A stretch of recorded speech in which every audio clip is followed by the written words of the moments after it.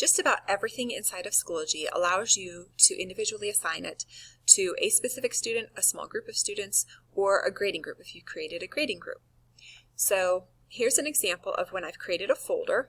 I can come back and I can individually assign that folder to a specific group of students. I can type in by name, or I can search for a grading group, okay, and I can go ahead and say I want to assign it just to that particular grading group, and I'll hit assign.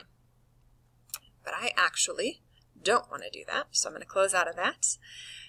Want to be a little bit more specific. Maybe it is a specific assignment that I've created. So this one is one that would span all week, and so actually 2 weeks, so I don't have it inside of a specific folder. It's just kind of hanging out there in the May 23rd through the 27th folder because they're going to work on it multiple days.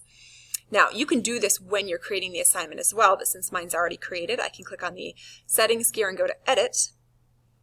And within here, this looks just like it did when I was in the original creation process. And so as I mentioned, you could do this while you're creating the assignment, but I'm editing and I can click individually assign. When you do, up above it is where assign to shows up. A lot of people assume it's going to be right next to the individually assigned, but it's a little bit further up.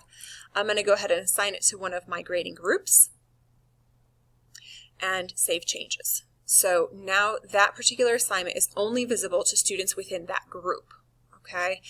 Now, students who are not a member of that group don't see it at all. If a student is a member of a group and then you assign something to them and a couple weeks later you remove them from the group, they don't lose the assignments or folders or things that were assigned to them when they were a member of that particular group. Okay, it's just they wouldn't see any new things assigned to that particular group. So nothing's ever lost or anything like that.